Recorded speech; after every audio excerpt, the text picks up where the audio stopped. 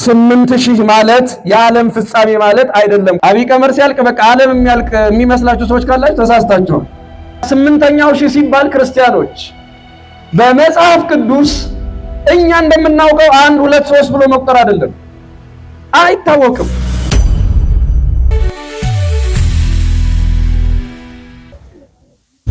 በስመ አብ ወወልድ ወመንፈስ ቅዱስ አሐዱ አምላክ አሜን። ክቡራን ሊቃውንተ ቤተክርስቲያን አባቶች፣ ዘማሪያን፣ እንዲሁም ከቅርብ የመጣችሁ ምዕመናን በአምላካችን በልዑል እግዚአብሔር ስም እንደምን ዋላችሁ? ዳግመኛ በቤቱ የሰበሰበን አምላካችን እግዚአብሔር ስሙ የተመሰገነ ይሁን። ባለን ጊዜ እንደ እግዚአብሔር ቅዱስ ፈቃድ ምናልባትም ከትላንቱ የቀጠለ ሊሆን ይችላል። ትምህርቱ አይገናኙም፣ ግን ሀሳቡ ከዛው ጋር ተዛማጅነት ያለው ሊሆን ይችላል። እንደ ሁኔታው የምንማረው ነው። መነሻ እንዲሆነን ግን ማቴዎስ ምዕራፍ 2 ቁጥር 22 ላይ የማቴዎስ ወንጌል ምዕራፍ 2 ቁጥር 22 ወደዛ መሄድን ፈራ የሚል ቃል አለ። እስኪ እየሰማችሁኝ ከሆነ ሁላችሁም ይህን ቃል አብራችሁ ትላላችሁ። ወደዚያ መሄድን በሉ እስኪ። ፈራ። ማቴዎስ ምዕራፍ 2 ቁጥር 22 ላይ ተጽፎ የሚገኝ ቃል ነው። ይሄ ቃል በማቴዎስ ሲጻፍ ሐዋርያው ቅዱስ ማቴዎስ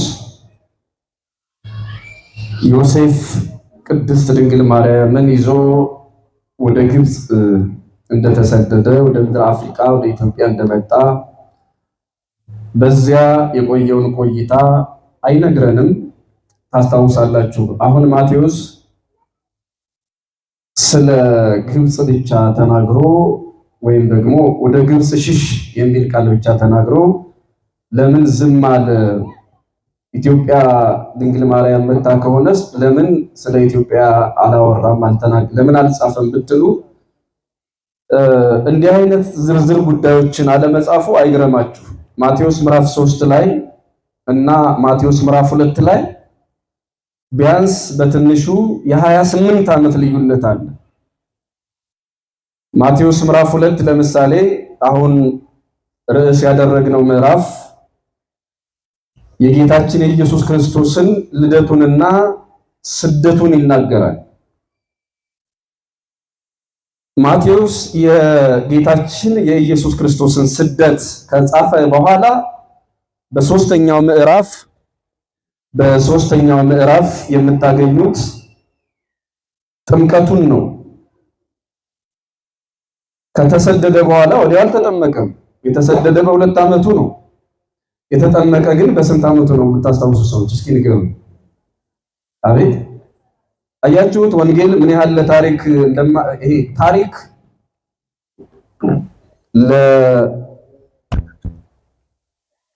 ታሪክ ለጊዜ ቅደም ተከተል ያን ያህል የሚጨነቅ አይደለም። መተርጉማንም ይላሉ ድጓና ወንጌል ለጊዜ ቅደም ተከተል ለታሪክ ቅደም ተከተል አይደለም የሚጨነቀው፣ ታሪኩ መሆኑን መፈጸሙን በደረሰበት የሆነውንና የተፈጸመውን ነገር ማስረዳት ነው እንጂ ይሄ ይቀድማል ይሄ ይከተላል የሚል ቁም ነገር አይደለም የላቸውም። ማለት እንደ ትልቅ ነገር አይደለም ይሄ ቅደም ተከተል ማስያዝ ማለት ነው። እና ማቴዎስ ምዕራፍ 2 ላይ ስደቱን ተናግሮ ማቴዎስ ምዕራፍ 3 ላይ ግን በዮሐንስ እጅ እንደተጠመቀ ነው የሚናገረው። በትንሹ 28 ዓመት የት እንደነበረ የት እንደሰነበተ አይናገርም ወንጌል። ምን ማለት ነው? የ28 ዓመት ቆይታውን ያልነገረን ማቴዎስ በስደቱ ጉዳይ የት ሰንብቶ እንዴት ቆይቶ ማን እንደተቀበለው ማን እንዳልተቀበለው ተናግሮ መመለሱን እንዲነግረን አትጠብቁ ለማለት ነው። የ28 ዓመት ታሪክ አልነገረንም። ግልጽ ነው አይደል ያልኳችሁ? መጀመሪያ ስደቱን ነገረን። ከስደቱ በኋላ በምዕራፍ 3 ላይ ተጠመቀን የሚለን የ28 ዓመት ታሪክ መጽሐፍ ቅዱስ አይነግርህም።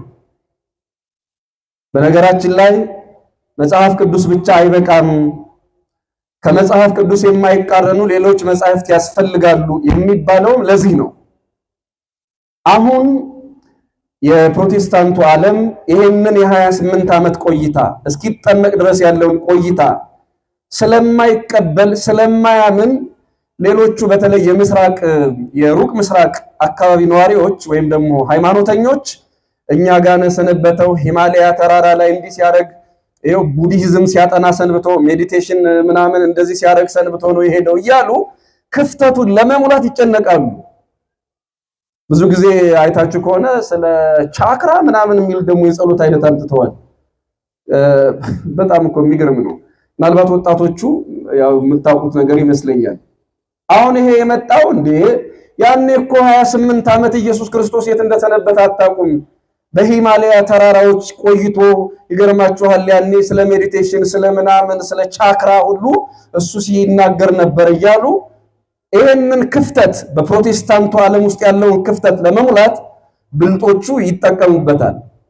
የኢትዮጵያ ኦርቶዶክስ ተዋሕዶ ቤተክርስቲያንና መሰሎች ግን ለዚህ ክፍተት ለሸፋጭ የማይመች መድኃኒታችን ኢየሱስ ክርስቶስ 30 ዓመት ሲቆይ ከተሰደደ በኋላ ምን ሲያደርግ እንደነበረ 30 ዓመታትን ከእናቱ ጋር ምን ሲያደርግ እንደሰነበተ በጣም በርካታ መጻሕፍት ይናገራሉና ለዚህ ለምስራቁ ፍልስፍና የቤተክርስቲያናችን አስተምህሮ ሙሉ ነው።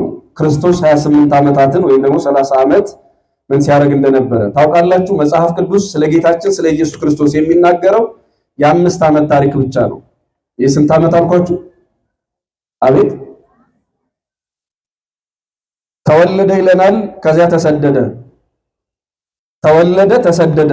የተሰደደ በስንት ዓመቱ ነው? በእናቱ ጀርባ ሆኖ በ5 ዓመቱ ይቅርታ፣ በ2 ዓመቱ ማለት ነው። 2 ዓመት ከዚህ ትይዛላችሁ። በኋላ ከተጠመቀ በኋላ 3 ዓመት ከመንፈቅ ደምሩት። 2 ዓመት ሲደመር 3 ዓመት ስንት ነው የሚሆነው? 5 ዓመት ያስተማረበትን ምናልባት ነው 3 ወርና 40 ቀን ብትጨምሩ ይሄን ያህል ጊዜ ነው ያለው። 3 ዓመት ከመንፈቅ 3 ዓመት ከ3 ወር እና 40 ቀናት እነዚህ ተደምረው 5 ዓመት ከምናምን እንደዚህ አካባቢ ነው የሚሆነው። ክርስቲያኖች 5 ዓመት ከምናምን አብዛኛውን ዓመት ምን ሲሰራ እንደነበረ አናውቅም። መጽሐፍ ቅዱስ አልነገረንም። ስለዚህ መጽሐፍ ቅዱስ ያልነገረንም ሌሎች አዋልድ መጻሕፍት ግን ይነግሩናል። ከመጽሐፍ ቅዱስ የማይቃረኑ ሌሎች መጻሕፍት ማለት ነው። አሁን እንግዲህ ከነዚህ አዋልድ መጻሕፍት መጽሐፍ ቅዱስን ከማይቃረኑ የቤተ ክርስቲያን ታሪኮች የመጽሐፍ ቅዱስ ሐሳቦች ጋር አብረን የምንቆይባቸውን የታሪክ ክፍሎች እያየን እንቆያለን ማለት ነው። የምንሰማው ቃል ግን እንዲባርከን፣ እንዲለውጠን፣ እንዲያስተምረን የእግዚአብሔር ቅዱስ ፈቃድ ይሁንልን። መጽሐፍ ቅዱስ ብቻውን አንድን ቤተክርስቲያን ሙሉ አያደርጋትም። መጽሐፍ ቅዱስ ብቻውን እንዳልኳችሁ ሁሉም ሐዋርያት የጻፉት ዋና ዓላማቸው አድርገው የክርስቶስን ማዳን ወይም ደግሞ ቤዛነቱን የተመለከተ ትምህርት ነው። ክርስቶስ ሕሙማንን የፈወሰበት፣ ለምጻም ያነጻበት፣ ዕውራንን ያበራበት፣ ደግሞም በዋናነት በመስቀል ላይ የተቀበለውን መከራ ቤዛነቱን፣ ሞቱን፣ ትንሣኤውን፣ ዕርገቱን እዚህ ነገር ላይ ነው ትኩረት የሚያደርጉት እንጂ ሌላው ነገር ላይ አይደለም። ነገር ግን ሌላ ቅዱሳት መጻሕፍትም ያስፈልጋሉ፣ በጣም ያስፈልጋሉ። ቅዱስ ጳውሎስ ለቆሮንቶስ ክርስቲያኖች ሲጽፍላቸው እንዲህ ይላል። ዓይን ያላየው፣ እስኪ አብራችሁ ይበሉ፣ እስኪ ዓይን ያላየው በሉ፣ ጆሮ ያልሰማው፣ እግዚአብሔር ለወዳጆቹ ያዘጋጀው ተብሎ እንደተጻፈ እንዲህ እንናገራለን። አሁን ቅዱስ ጳውሎስ ዓይን ያላየው ጆሮ ያልሰማው እግዚአብሔር ለወዳጆቹ በልብ ያልታሰበ እግዚአብሔር ለወዳጆቹ ያዘጋጀው ተብሎ እንደተጻፈ ሲል የሚገርማችሁ አብዛኛው የሌላው ከኦርቶዶክስ ቤተክርስቲያን ውጭ ያለውን ሰው ብታዩት ቅዱስ ጳውሎስ የሚጠቅሰው መጽሐፍ የለም ተብሎ እንደተጻፈ አለ። ተብሎ እንደተጻፈ ምን ላይ ብትፈልጉ ዘፍጥረት እስከ ራእይ አታገኙትም። አብዛኛው ሰው የሚጠቀመው መጽሐፍ ቅዱስ ላይ ከቤተ ክርስቲያን ውጭ የሆኑት ሰዎች ማለት ነው። ታዲያ ቅዱስ ጳውሎስ ሲጠቅስ ከገድለ ተክለ ሃይማኖት ያምጣው ከገድለ ጊዮርጊስ አልታወቀም። ለሌሎቹ ማለት ነው። ኢትዮጵያ ኦርቶዶክስ ቤተክርስቲያን ታውቀዋለች ከየት እንዳመጣው። መቃብያን ይባላል መጽሐፉ። ምን ይባላል አልኳችሁ? መጽሐፈ መቃብያን እስኪ በሉ። ከዚያ ነው ያመጣው። መቃብያንን የፕሮቴስታንቱ ዓለም አያውቀው። መጽሐፈ መቃብያንን ጳውሎስ ግን አምጥቷል። የሚገርማችሁ እንደው ዝም ብለን እኛ አዝነን እንደውም ቅዱስ ጳውሎስ ከታምረ ማርያም ጠቅሷል ብንላቸው ሁሉ መከራከር አይችሉም። ለምን? የት እንደተጻፈ አያውቁትም። ምን ማለት ነው? ቤተክርስቲያን ሐዋርያዊ ትውፊት ትጠብቃለች ስንል ነገረ ክርስቶስን የተመለከተ ብቻ አይደለም። አባቶቻችን ሐዋርያት የጠቀሱትን መጽሐፍ እየጠቀሰች አባቶቻችን ነቢያት የተናገሩትን የቃል ትምህርት እየወሰደች ትውፊታቸውን እየጠበቀች ያለች ቤተክርስቲያን ናት ስንል ነው። ስለዚህ የተወደዳችሁ ኦርቶዶክሳውያን ቤተክርስቲያን ማለት ስለ ጌታችን ስለ ኢየሱስ ክርስቶስ ስደት ስትናገር በጣም ብዙ ያልተጻፈ በዚህ በመጽሐፍ ቅዱስ ያልተጻፈ በሌላ መጽሐፍት ግን የተጻፈ በርካታ ነገር እንዳላት እንዳትረሱ። በሌሎች ጉዳዮችም ላይ መጽሐፍ ቅዱስ ከጻፈው ውጪ ከመጽሐፍ ቅዱስ የማይቃረን በርካታ መጽሐፍቶች እንዳሉ ለማሳሰብ ነው ይህን ያህል የቆየሁት። አሁን ወደዚያ መሄድን ፈራ የሚለውን ቃል ስናይ 3 ዓመት ከመንፈቅ በምድረ አፍሪካ ድንግል ማርያም ከቆየች በኋላ ስደቷ አልቆ የሚጠት ጊዜዋ ሲደርስ ያ የእግዚአብሔር መልአክ ወደ ግብጽ ሽሽ ብሎ የተናገረው መልአክ ጊዜውን ጠብቆ ደግሞ ተመለስ፣ የሕፃኑን ነፍስ የሚፈልጉት ሞተዋልና አለ። ሄሮድስ ሞተዋል ማለት ነው። በትንሹ እስኪ ሄሮድስ ማን ነው? ስለ ሄሮድስ ትንሽ ነገር ልንገራችሁ። ሄሮድስ ማለት መድኃኒታችን ኢየሱስ ክርስቶስን ለመግደል አስቦ 144,000 ሕፃናትን የገደለ ሰው ነው። ስንት ሺህ ሰዎች አልኳችሁ? ግን በዋናነት የሚፈልገው ማንን ነበር አልኳችሁ? ኢየሱስ ክርስቶስን ነው። በጣም ይገርመኛል ይሄ ታሪክ። 2 ነገር ያስገርማል። አንድ ሄሮድስ 144,000 ሕፃናትን ገደለ ሲባል መጀመሪያ ከሩቅ ምስራቅ ወይም ማለት ከባቢሎን የመጡ ሰዎች ወርቅ፣ ዕጣን፣ ከርቤ ሲገብሩለት ዕጣን እንኳን ኢትዮጵያዊ ንጉስ እንደሆነ ያው ይነገራል። የባቢሎን ነገስታት መጥተው ወርቅ፣ ዕጣን፣ ከርቤ ይዘው መጥተው ሲገብሩለት የባቢሎን ነገስታት ወርቅና ከርቤ ዕጣን ይዘው የሚገብሩለት ምን አይነት ብላቴና ቢሆን ነው? ይሄማ ንግስናዬን የሚቀማ ነው፣ ዙፋኔን የሚገለብጥ ነው ብሎ ስላሰበ ሄሮድስ ኢየሱስ ክርስቶስን ለመግደል አሰበ። ግን አያውቀውም። እናቱን አያውቅም፣ ልጁንም አያውቅም። ስለዚህ በአካባቢው በቤተልሔምና በአካባቢው በይሁዳ ዙሪያ ያሉ ሕፃናት ሊሆኑ ይችላሉ፣ ከነሱ አንዱ ነው የሚሆን ብሎ ሕፃናትን ሰበሰበ እና የመጀመሪያ የመረጃ ምንጮቹ ሰብአ ሰገል ናቸው፣ የጥበብ ሰዎች። እነሱ ብዙ ሰራዊት አስከትለው መጥተው ወርቅ፣ ዕጣን፣ ከርቤ ሲገብሩለት ሰማና አሃ ይሄማ ዛሬ የባቢሎን ነገስታት የገበሩለት ይሄ ንጉስ ነገ የኔን መንግስት ገልብጦ ሊነግስ ይችላል ብሎ አሰበ። አንደኛ ጥላቻ ያደረበት በዚህ ነው። ሁለተኛ ዲያብሎስ በህልም ለሄሮድስ ተናገረው። ታላቁ ሄሮድስ ይባላል ይሄ ሰው። ታላቁ ሄሮድስ ብዙ ሄሮድሶች ስላሉ መለያ ምልክቱ ታላቁ ነው የሚባለው። ይሄ ታላቁ ሄሮድስ ከዲያብሎስ በህልም ሰማ። ታላቁ ሄሮድስ ከማን ሰማ አልካችሁ? ሁለተኛው ከዲያብሎስ የሰማት ነው አይደል? ከማን ሰማ? ከዲያብሎስ። ምን የሚል ነገር ሰማ መሰላችሁ? መንግስትህን የሚቀማ ሕፃን ዛሬ በቤተልሔም ተወልዶልሃል የሚል ዜና ዲያብሎስ ለሄሮድስ ነገረው። ዲያብሎስ ለማን ነገረው? ክርስቲያኖች። ዲያብሎስ ለሄሮድስ የክርስቶስን ልደት ነገረው። ዲያብሎስ ለሄሮድስ የክርስቶስን ምኑን ነገረው? ስለ ክርስቶስ የሚናገር ሁሉ በጎ ነገር አይደለም ማለት ነው። አንዳንድ ጊዜ ታውቃለህ፣ ዲያብሎስ ለሄሮድስ የክርስቶስን ልደት ነግሮታል፣ ተወልዶልሃል ብሎ። ግን እንዲድን አይደለም፣ በክርስቶስ ልደት እንዲጠፋ ነው የነገረው። ስለ ኢየሱስ የሚናገሩ ስለ ክርስቶስ እንሰብካለን የሚሉ ሁሉ ጤነኞች አይደሉም። ዲያብሎስ ለሄሮድስ የነገረው በኢየሱስ ክርስቶስ ልደት አምኖ እንዲድን አይደለም። ለሄሮድስ ሄዶ ክርስቶስ የሚባል ሕፃን ተወልዶልሃል ያለው፣ ኢየሱስ ተወልዶልሃል ያለው እንዲያምን አይደለም፣ ነገር ግን እንዲገለው ነው። እና ለሄሮድስ የመጀመሪያ መምህሩ ዲያብሎስ ነው። የክርስቶስን ነገር የነገረው የክርስቶስን መወለድ የነገረው ለሄሮድስ ዲያብሎስ ነው። ስለ ኢየሱስ ከዲያብሎስ ባልተናነሰ ሁኔታ የሚናገሩ ሰዎች አሉ። ለመዳን አይደለ ለጥፋት። ራሱ ሄሮድስም በሽንገላ ተናግሯል። ወታደሮቹን በላከ ጊዜ እንዳትገሉት እኔም ባገኘሁት ጊዜ እሰግድለት ዘንድ አላቸው። ወታደሮቹን ብቻ አይደለም የሰብአ ሰገልን ወይም ደግሞ የባቢሎንን ሰዎች እስኪ ሕፃኑን አግኝታችሁት ወርቅ ዕጣናችሁን ከገበራችሁለት በኋላ ወደ እኔ ተመለሱ፣ እነሆ እናንተ ካገኛችሁት በኋላ እኔም እሰግድለት ዘንድ እፈልጋለሁ አለ። እገለው ዘንድ እፈልጋለሁ ሲል ነው። አያችሁት? የሽሙጥ ንግግር እንዲናገር ያደረገው ዲያብሎስ ነው። መንግስትህን የሚቀማ ልጅ ተወልድልሃል ብሎት። እዚህ ጋር ልነግራችሁ የምፈልገው ዲያብሎስን ስታስቡ የዘመናችን ኢየሱስ ኢየሱስ የሚሉ ሰዎች ምንም መሽሞንሞን አያስፈልገውም።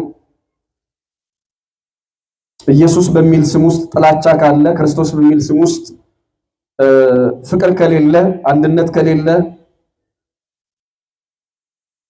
ነባር ነገርን መጥላት ካለ በቃ ኢየሱስ በሚል ስም ውስጥ የተደበቀ ሌላ ዘራፊነት፣ ወንጀለኛነት ካለ እኛ እናውቃለን። ምናልባት አብዝቻቸው ከሆነ ይቅርታ። እነዚህ ቅኝ ገዢዎች ወደ ሀገራችን ሲመጡ 3 ሲዎች ነበሯቸው። 3 ሲስ የሚባሉ ነገሮች አሏቸው። የመጀመሪያው ሲ የሚባለው ኮሎናይዜሽን ነው፣ ቅኝ ግዛት። ከዚያስ ባንዲራውን ክርስትና ይከተለዋል ይላሉ። ባንዲራውን ክርስትና ይከተለዋል። ባንዲራውን ምን ይከተለዋል? ክርስትና ይከተለዋል። ቅኝ ገዢዎች ባንዲራቸውን በተከሉበት ቦታ የሃይማኖት ሚሽነሪዎች አሉ፣ ሃይማኖታቸውን ይሰብካሉ። ባንዲራው በቅኝ ተገዢዎች ሀገር ሲተከል ሌሎች የሃይማኖት ሰባኪዎች መጥተው ደግሞ ሃይማኖታቸውን ይሰብካሉ። ባንዲራውን ሃይማኖት እየተከተለው ነው እዚህ ሀገር የደረሰ ምድረ አፍሪካ ላይ የመጣው። ወታደሮችን ወንጌል ሰባኪዎች ተከትለዋቸው ነው ምድረ አፍሪካ ላይ ኦርቶዶክሳዊ ተዋህዶ ሃይማኖት ጠፍቶ ሌላው ነገር የበዛው። እና የመጀመሪያው ቅኝ ግዛት ነው። ቀጥሎ ኮሜርስ ንግድ እናስተምራችሁ ነው። ሁለተኛው ሲ። ቀጥሎ ደግሞ ክርስቲያኒቲ ነው። ይሄው ነው። ቅኝ ግዛት አለ፣ ኮሎናይዜሽን የመጀመሪያው ሲ። ከዚያ ኮሜርስ ንግድ እናስተምራቸዋለን ይላሉ። ከሌላው ዓለም ጋራ ትገናኛላችሁ፣ ያላችሁን ሀብት ትሸጣላችሁ ይሆናል። ግን እነሱ ናቸው ሲሸጡን የኖሩ። ማዕድኑን ወርቁን አይደለም ወይም ደግሞ የምድሩን ሀብት አይደለም፣ ሰው ሲሸጡ ኖረዋል። እንደ ዕቃ ሲከፋፈሉት ኖረዋል። ሶስተኛው ሲ እንዳልኳችሁ ክርስቲያኒቲ ነው። በቃ የተረፈው ነገር ሃይማኖት ያስተምራሉ። ሃይማኖት ደግሞ የሚያስተምሩት በጣም የሚገርማችሁ፣ ለምሳሌ በሰንበት ቀን ቅኝ ገዢዎች በተንሰራፉበት ሀገር በተንሰራፉበት የአፍሪካ ምድር ላይ በሰንበት ቀን እቤቱ ተኝቶ የተገኘ ሰው እየተገረፈ እንዴት በሰንበት ቀን ትተኛለህ እየተባለ የእነሱን ትምህርት እንዲሰማ ይገደድ ነበር። እንዲህ ነው ምድረ አፍሪካ ላይ የእነሱን ሃይማኖት የጫኑት። በኃይል ማለት ነው፣ በግድ ማለት ነው። እና እንዲህ አይነቱ መሰሪነት ካለ ደግመን ደጋግመን እንላለን፣ ስለ ክርስቶስ የሚናገሩት ሁሉ ፖለቲካ የተሸቀጠበትን እምነት ከተናገሩ ይሄው የሄሮድስ ስለ ክርስቶስ እንደተናገረው ማን ነው? ዲያብሎስ ስለ ሄሮድስ እንደተናገረው አይነት ንግግር ነው የሚሆነው። ዲያብሎስ ለሄሮድስ ስለ ክርስቶስ ተናግሯል። እንዲያምን አይደለም፣ እንዲድን አይደለም፣ ከመጥፎ ጨለማ እንዲወጣ አይደለም። ነገር ግን ክርስቶስ የሚለውን ስም ሰምቶ ቅናት በልቡ አድሮ ክርስቶስን እንዲገለው በክርስቶስ ያመኑትንም እንዲገድል ዲያብሎስ ለሄሮድስ ነግሮታል። ስለ ክርስቶስ እንደ ሄሮድስ ሆነው ለድህነት አይደለ ለጥፋት፣ ለብርሃን አይደለ ለጨለማ ወንጌልን ይዘው የሚሰብኩ ሰዎች እንደምታውቁት የኬንያው ፕሬዝዳንት አሁን ኡሁሩ ኬንያታ ጆሞ ኬንያታ ነው የሚባሉት። እሳቸው እንዳሉት ጥቁር መጽሐፍ ሰጡን፣ መሬት ወሰዱብን እንዳሉት እኛ አይናችንን ጨፍነው ጸሎት አስተማሩን። አይናችንን ጨፍነን ስንገልጠው እኛ መጽሐፍ ቅዱስ አለን፣ መሬት አገራችንን አተናል እንዳሉት ማለት ነው። እና እንዲህ አይነት ነገሮች ክርስቲያኖች በቤተ ክርስቲያናችን አጥብቀን አውቀናቸው አጥብቀን ልንቃወማቸው የሚገቡ ነገሮች አሉ። ሃይማኖተኞቹን አይደለም፣ አያያዛቸውን፣ ትምህርታቸውን፣ በተለይ ጥላቻቸውን እንቃወማለን። ከዛ ውጪ ሰው የፈለገውን ማመን ይችላል። ሄሮድስ ከዲያብሎስም ከሰብአ ሰገልም የኢየሱስ ክርስቶስን መወለድ ሰምቶ በክርስቶስ ጥላቻ ያበደ ሰው ነው እና አንዳንድ ሰዎች ትንሽ አነበብን የውጩን መጽሐፍ አንብበናል የሚሉ ሰዎች ኧረ እናንተ ሰዎች 44000 ሕፃናት ያኔ በቤተልሔም አካባቢ የሉም ብለው ትንሽ ሲቸገሩ አይተናል። አንድ መርሃ ግብር ላይ ከሊቀ ሊቃውንት ጋር ሰርተን ኧረ 144000 ሕፃናት የሚባል የለም ሲሉ ሰምቼ በጣም ገርሞኛል። ምክንያቱም ያኔ ክርስቶስ በተወለደበት ጊዜ 44000 ሕፃን በቤተልሔም እና አካባቢው ከየት ነው የሚመጣ ብለው ሁለት ነገር ስተዋል። እስራኤል ከግብጽ ሲወጡ ግማሽ ሚሊዮን ነበሩ። እስራኤል ከግብጽ ሲወጡ ስንት ነበሩ አልኳችሁ? አቤት ግማሽ ሚሊዮን ህዝብ ባለበት ምናልባትም ተባስተው ሊሆን ይችላል። ከዚያ በኋላ በእረፍት ጊዜያቸው 144000 ሕፃናት የሉም አሉ ለማለት አያስደፍርም። ምክንያቱም ግማሽ ሚሊዮን ሆነው የወጡ ናቸው በመከራ እዚያ ደግሞ ሄደዋል፣ በስተዋል፣ የመከራ ቀንበር ጠፍቶላቸዋል እና 144000 ሕፃናት ሊኖሩ አይችሉም ማለት ከባድ ነው። አንድ ሁለተኛ 144000 ሕፃናት ላይ ሞቱ ይችላሉ። አዎ በቁጥር 144000 ሕፃናት ተገደሉ ሲባል ክርስቲያኖች አሃዝ አይደለም። ይሄ ምንድነው? ቁጥር አይደለም። ይሄ አሃዝ አይደለም፣ ሲምቦል ነው። አንዳንድ ሲምቦሊካል የሆኑ ቁጥሮች አሉ በቤተ ክርስቲያን። ለምሳሌ ኢየሱስ ክርስቶስ የተገዘረ በስንተኛ ቀኑ ነው? በመንፈስ ቅዱስ። ሰው ሳይሆን እግዚአብሔር መንፈስ ቅዱስ እሱ ባወቀ ክርስቶስ ተገዝሯል እንደ ሰው በኦሪት ልማድ። ነገር ግን የተገዘረበትን ቀን በስንተኛው ቀን ነበረ? አቤት በስንተኛው ቀን አታውቁት? በስምንተኛው ቀን ተገዝሯል። ይሄንን የቤተ ክርስቲያን ሊቃውንት የግዝረተ ዓለም ምሳሌ ያደርጉታል። ዓለም በስምንተኛው ሺህ ዘመን የመገዘሩ በስምንተኛው ሺህ ዘመን ይህ ዓለም ሰንኮፉ ተቆርጦ የመጣሉ ምሳሌ ብለው የዓለም ፍጻሜ ምልክት አድርገውታል። ይሄንን አይተን አሁን በስምንተኛው ሺህ ዘመን ዓለም ያልፋል ማለት ነው ብለን ያየን እንደሆነ ቁጥር አልገባንም አልተረዳነውም ማለት ነው። ክርስቲያኖች ቁጥሮች ለምሳሌ ትላንትና ርዕሰ ሊቃውንት ሲያስተምሩ ነበር ስለ 10 ቁጥር አይደለ? 10 ቁጥር በእኛ ፍጹም ነው። 10 ካልን በኋላ ስንት ነው የምንለው? እንደገና ለመቁጠር አቤት አንድ አይደለ? ሌላ እንላለን። ደግሞ በሌሎቹ በቅዱሳት መጻሕፍት 7 ቁጥር ከተባለ በዕብራውያኑ ፍጹም ቁጥር ነው። ልክ 10 እንደምንለው እንደኛ ማለት ነው። በሌላ መልኩ ደግሞ 144000 ሕፃናት ተገደሉ ማለት እስከ ዓለም ፍጻሜ ድረስ የሚነሱ ቅዱሳንን የሚያመለክት ነው። ይሄ 144 ማለት 1 2 3 ብለን የምንቆጥረው አሃዝ አይደለም። ለምሳሌ የያዕቆብ ልጆች 12 ነገድ ናቸው። ስንት ነገድ ናቸው አልኳችሁ? 12 ሲባዛ በ12 ስንት ነው የሚሆነው? አቤት 144 ሲባዛ በአንድ ሺህ ስንት ይሆናል? 144000 አያችሁት? ለምሳሌ በብዙ መጻሕፍቶቻችን ላይ እኔ እግዚአብሔር እንደዚህ ነኝ ይልና እስከ ሺህ ትውልድ ድረስ እምርልሃለሁ ይላል አንዱ ሰው። እስከ ሺህ ትውልድ እምራለሁ። እስከ ስንት ትውልድ? እስከ ሺህ ትውልድ የሚምር? አዎ ይምራል እግዚአብሔር። ግን ሺህ ማለት በዚህ አነጋገር ቁጥር አይደለም። ይሄ 100 200 300 ብለን የምናመጣው አይደለም። ለብዙ ትውልድ እምራለሁ ማለት ነው የመጀመሪያው ትርጓሜ።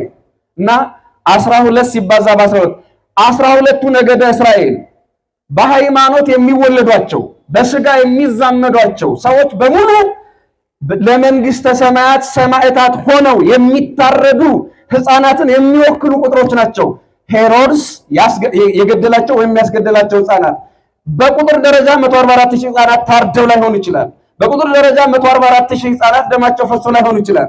ነገር ግን እስከ ዓለም ፍጻሜ ድረስ በሐዲስ ኪዳን ሰማዕታት ሆነው ለሚገደሉ ክርስቲያኖች ሁሉ ቁጥር ጀማሪዎች ናቸው። እነዚህ 144000 ሕፃናት እያልን የምንጠራቸው 4 ሕፃናትም ሊገል ይችላል።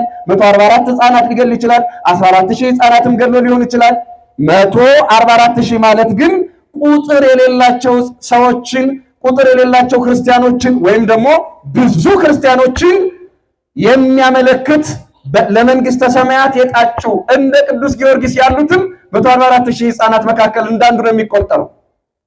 ለምሳሌ ዛሬ ወራዊ መታሰቢያውን የምናከብረው ታላቁ ሰማዕት መክበበ ሰማዕት ቅዱስ ጊዮርጊስ 144,000 ከምንላቸው ሰማዕታት እንዳንዱ ነው የሚቆጠረው። እስከ ዓለም ፍጻሜ ድረስ የሚነሱ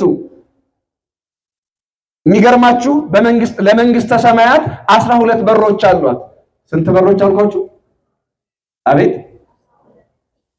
በጣም የሚገርም ነገር ነው። በተለይ እዚህ ሀገር ጴንጤ አለ እንዴ? ባህር ዳር አለ? የሚያስቸግሩ ናቸው እንዴ? ጨዋዎች ናቸው? ጨዋ ናቸው አይደለ? ጴንጤነት እኮ እዚህ አያምርም፣ ሲጀምር አያምርም እኮ። እሺ የሚገርማችሁ አብዛኞቹ ወጣቶቹም እላችሁን ያው ታውቁታላችሁ። ያው እዚህ ማህበራዊ ሚዲያው ላይ ብዙ ጫጫታ አለ። የሌላችሁ ሰዎች ታደላችኋል። ምናልባት ለምትሰሙ ይሄ ምንድነው ብላችሁ ጥያቄ ለሚፈጠርባችሁ ሰዎች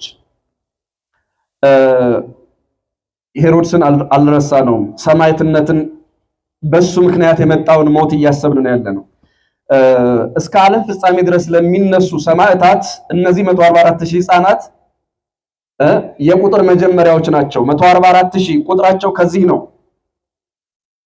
በመንግስተ ሰማያት የዮሐንስ ራእይ ምዕራፍ 21 ላይ ቁጥር 14 ጀምሮ ስትመለከቱ ለመንግስተ ሰማያት ስንት በሮች ነበር ያልኳችሁ?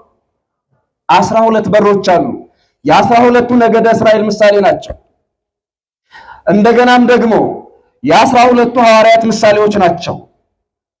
12ቱ ሐዋርያት በሰበኩት ስብከት በ12ቱ ነገደ እስራኤል ልክ የተሰራች ከተማ ናት። በጣም የሚገርመኝ ነገር ልንገራችሁ። ስለ ኢየሱስ እንጂ ወንጌል ስለ ሰዎች አይደለም፣ ወንጌል ስለ ልጁ ነው የሚል በጣም የተለመደ ቃል አለ። እውነት ነው፣ ወንጌል ስለ ጌታችን ስለ ኢየሱስ ክርስቶስ ነው። ግን በጌታችን በኢየሱስ ክርስቶስ አምነው ስለሞቱ ስለ ጻድቃን ስለ ሰማዕታት ስለ ቅዱሳንም ሁሉ የተጻፈ ነው።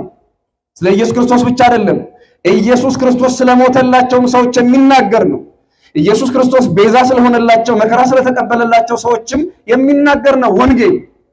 እና አንዳንዶቹ የቅዱስ ጊዮርጊስን ቤተክርስቲያን ሰርተን ጽላት ቀርጸን ገድል ጽፈን ስናከብረው ያው ታውቁታላችሁ፣ ኢየሱስን ትታችሁ ገብርኤል ገብርኤል፣ ማርያም ማርያም፣ ጊዮርጊስ ጊዮርጊስ፣ አርሴማ አርሴማ እያላችሁ ኢየሱስን ሸፈናችሁት የሚሉን ብዙዎች ናቸው። ማንን ሸፈናችሁት? ኢየሱስን ምን አላችሁት? ሸፈናችሁት። በቃ ሁሌ ጊዮርጊስ፣ ሁሌ ተክለ ሃይማኖት፣ ሁሌ አርሴማ፣ ሁሌ ገብርኤል፣ ሁሌ ሚካኤል፣ ሁልጊዜም የፍጡራንን ስም በመጥራት ኢየሱስን ሸፈናችሁት፣ ስለ ኢየሱስ አትናገሩ የሚሉን በጣም ብዙዎች ናቸው። ይገርማቸዋል። እዚህ ምድር ላይ ያለ ጽላት ተቀርጾ መከበሩ ይገርማቸዋል። እዚህ ነገ ሊፈርስ የሚችል ህንፃ ተሰርቶ ቅዱሳን መወደዳቸው መከበራቸው ይገርማቸው አላውቅም። የዮሐንስ ራእይ ምዕራፍ 21 ቁጥር 14 ላይ ግን እግዚአብሔር በሰራት ከተማ እግዚአብሔር በሰራት ምን አልኳችሁ? የዮሐንስ ራእይ ምዕራፍ 21 ቁጥር 14 የሰው ስም ተጽፎባታል። የማን ስም አልኳችሁ? አቤት የ12ቱ ነገደ እስራኤል ስም ተጽፏል። የማን አልኳችሁ? ይሄ ብቻ አይደለም፣ የ12 ሊቃነ መላእክት ስም ተጽፏል። ራእይ ምዕራፍ 21 ላይ እስኪ ተመልከቱ። በ12ቱ በሮች የተጻፉ የ12ቱ ሐዋርያት ስም ተጽፏል ይላል። ስለ ገድልማ ካነሳሁ እስኪ ልንገራችሁ። በጣም ብዙዎቹ የቅድስት አርሴማ ገድል መቼም በጣም ነው የሚያንጨረጭራቸው። ብዙዎቹ ከአንገቷ ወተት ፈሰሰ፣ ማር ፈሰሰ፣ ውሃ ፈሰሰ ሲባል በጣም ነው የሚበሳጩት። እና የአርሴማ ገድል ደግሞ በጣም የሚገርማችሁ እሷ ከመወለዷ በፊት የተጻፈ ነው። እዩት፣ እንደ ኦርቶዶክሳውያን ቀልደኞች ብለው የሚያሾፋሉ። የአርሴማ ገድል እሷ ከመወለዷ በፊት የተጻፈ ነው። በደንብ ስሙኝ። የአርሴማ ገድል ከመወለዷ በፊት አልኳችሁ፣ እሷ ከመወለዷ በፊት ተጻፈ የሚል አንድ የታሪክ ክፍል አለ። ማጥናት ይቻላል። ከተወለደች በኋላ ይሁን ዋናው ሰማዕትነቷ ነው። ከመወለዷ በፊት ይሁን እሱ ጉዳያችን አይደለም። ቢሆንስ ግን ምንድነው ችግሩ ያላችሁ እንደሆነ መንግስተ ሰማያት የተሰራችው መንግስተ ሰማያትን እግዚአብሔር የሰራት ሐዋርያት እዚህ ምድር ላይ ሰማዕታት ከሆኑ በኋላ ነው ወይስ ከመሆናቸው በፊት? እስኪ ንገሩኝ። አቤት ሰማይ የተሰራው ሐዋርያት ሰማዕት ከሆኑ በኋላ ሐዋርያት ከሞቱ በኋላ ነው ወይስ ከሞታቸው በፊት? በማርያም ንገሩኝ እስኪ። በግምትም ቢሆን ንገሩኝ እስኪ ጮክ ብላችሁ። ሐዋርያት ከመሞታቸው በፊት ነው ወይስ በኋላ? አቤት ኧረ በፊት ነው። ጴጥሮስ አያቱ ቅድመ አያቱ ምድላት እንኳን የለም በዚያ ዘመን። አዳም ራሱ አልተፈጠረም። መንግስተ ሰማያት ስትፈጠር ስትሰራ የሰው ልጅ ሳይፈጠር እግዚአብሔር መንግስተ ሰማያትን ፈጥሯታል። የዮሐንስ ራእይ ምዕራፍ 1 ቁጥር 14 ጀምሮ ግን ስታነቡት የ12 ሐዋርያት ስም ተጽፎ ነበር አለ። የማን ስም ተጽፎ ነበር አለ? አቤት መቼስ በኋላ መንግስተ ሰማያትን ፈጥሮ ጴጥሮስ የሚባል ሐዋርያ አለ ብሎ በኋላ እየጻፈ እንዳይመስላችሁ። መንግስተ ሰማያት የተሰራችው ከአዳም መፈጠር በፊት ነው። እግዚአብሔር የሰራት እግዚአብሔር በቃሉ ያበጃት ግንበኛ መሐንዲስ ያልሰራት መንግስተ ሰማያት የተገነባቸው ተሰርታ ያለቃቸው የሰው ልጅ ከመፈጠሩ በፊት ነው። ግን የ12ቱ ነገደ እስራኤል ወይም ደግሞ የ12ቱ ያዕቆብ ልጆች በ12ቱ በሮቿ ተጽፈው ነበር ስማቸው። የ12ቱ ሐዋርያት ስም ተጽፏል። መቼ ነበሩና? የአርሴማን ገድል ሳይሆን የዮሐንስ ራእይ አብረን ማረም አለብን ማለት ነው። አርሴማ ከመኖር በፊት እንዴት ገድል ተጻፈ? ክርስቲያኖች የበቁ አባቶቻችን ወደፊት ብቻ አይደለም የሚያዩት፣ ወደ ኋላ የሚያያሉ። ወደ ኋላ ብቻ አይደለም ወደፊት የሚያያሉ። ነቢያት ኢየሱስ ክርስቶስ እንደሚወለድ የተናገሩ ክርስቶስ ተወልዶ በዘመናቸው ታይተውት አይደለም ወደፊት የሚሆን። ለምሳሌ ነብዩ ኢሳይያስ ብዙዎቻችሁ የምታውቁት ድንግል በድንግልና ትጸንሳለች ወንድ ልጅ ትወልዳለች አለ። ድንግል በድንግልና ትጸንሳለች ወንድ ልጅ ምን ትላለች? ሆኖ አይቶት ነው ወይስ እንደሚሆን አይቶት ነው? አቤት እንደሚሆን አይቶ ነው። ታዲያ በአርሴማ ጉዳይ ለምንድን ነው እንደሚሆን? እግዚአብሔር የነብይነትን ጸጋ ያሰጣቸው አባቶቻችን ቀድመው ቢናገሩ ምን ነው ችግሩ? የለም የሚሉ ሰዎች ከሆኑ ደግሞ እግዚአብሔር በሐዲስ ኪዳን መጻሕፍቶቻችን ላይ እንኳን እንዲህ አይነት ነገር አለ። ይሄንን እምላችሁ አሁን ከሰማዕታት መካከል አንዱ ቅዱስ ጊዮርጊስን በጥቂቱ አንስቼውልህ ብዬ ነው። ቅዱስ ጊዮርጊስ 144,000 ሕፃናት ከተባሉት መካከል አንዱ ነው። የማይቆጠሩ ማለት እኛ የማናውቃቸው እግዚአብሔር የሚያውቃቸው ብዙ ቅዱሳንን የሚወክል ነው። ቅድም 12 ነገደ እስራኤልን 12ቱ ሐዋርያትን 12 ሲባዛ በ12 እስኪ እንደገና አስታውሱ። ስንት ነበር ያልኳችሁ? 100 ሲባዛ በምን ነበር ያልኳችሁ? እኛ በማናውቀው እግዚአብሔር በሚያውቀው በብዙ ቁጥር ማለት ነው። 144,000 ሕፃናት ማለት ወይም ሰማዕታት ማለት ልክ እንደ 7 ቁጥር ልክ እንደ 8 ቁጥር። አሁን ሞኝ ሰው 8 ቁጥር የዓለም ፍጻሜ ክርስቶስ የተገዘረ በ8ኛው ቀን ነው በግብረ መንፈስ ቅዱስ በመንፈስ ቅዱስ ሥራ ተገዝሮ ሰው አልገረዘውም። እና ይህንን ዓለም ሸለፈቱን ቆርጦ የሚጣልበት ዓለም የሚያልፍበት ምሳሌ ብሎ አሻዳድ የሚባል ሊቅ ተርጉሞታል ይሄንን። እና ይሄ ሊቅ ከተረጎመው የዓለም ፍጻሜ በቃ 8,000 አያልፍም ብሎ ሰው ካሰበ ተሳስቷል። ለምን? አሁን እስኪ ዓመተ ዓለሙ በቤተክርስቲያን አቆጣጠር ስንት ነው? አሁን 2017 18 ሲደመር 5500 ስንት ነው የሚሆነው? 7000 እንዴ! አንዳንዶቻችሁ እኮ ካልኩሌተር ውጣቸው ተወለዳችሁ ነው የሚመስሉት። ንገሩኝ እንጂ ደምረ ላይ ብዙ አይደለም ማባዛት ማለት ነው። 7500 ምንድነው? 5500 ሲደመር 2018 7518 አሁን 8000 ገብቷል አልገባም? እንዴ ምን አላችሁ? እሺ በሰዓቱ ነው። እሺ አሁን ስንት ሰዓት ነው? አሁን ስንት ሰዓት ነው? ንገረኛ። 10 ተኩል የሚለውን ተውና ሰዓቱን ብቻ ንገሩኝ ብላችሁ ስንት ሰዓት ነው አሁን? ኧረ እባክሽ 11 ሰዓት ነው። 30 ደቂቃ የ11 ሰዓት ነው። 10:00 ሲል በጀቱን ጨርሷል። በቃ ያኛው ማለት ነው አሁን ዛሬ ልደቱን የሚያከብር ሰው ዛሬ ስንት ዓመት ነው? አትመስልም 29 ሴቶች ናቸው የሚዋሹ ብዙ ጊዜ ወንዶች። እሺ ወደ ሴቶች እኔም አልጠይቅም። 22 ላይ ስታክ ታደርጋላችሁ ተብላችሁ ትጣማላችሁ ሴቶች ማለት ነው። 29 አሁን ዛሬ 29ኛ ዓመት ቢሆን ዛሬ 29ኛ ዓመትን ጀምር። እሺ 30 የሚሆንህ መቼ ነው? የዛሬ ዓመት አረባት ነገ 31ኛውን ጀምረሃል። እውነቱ ይሄ ነው። ስለዚህ 7517 ማለት 8000 ስንቱን ኖረነዋል ማለት ነው። አቤት 517ቱን ኖረነዋል። ዓለም ግን አላለፈም። 8ኛው ሺህ ከገባ ስንት ዓመት ሆኖታል ማለት ነው? በሌላ አነጋገር በኋላ ደግሞ እዚህ አሁን አቡ ሻህር የሚያውቁ እነ የኔታ ማዕበል እንዳያርሙኝ እንጂ የሂሳብ ስሌታችን ተዘዋውሮ ነው ልላችሁ የምችለው። መቼም እጅ ልሰጥ አልችልም። 8000 ከገባ ስንት ዓመት አሳልፈናል አልኳችሁ?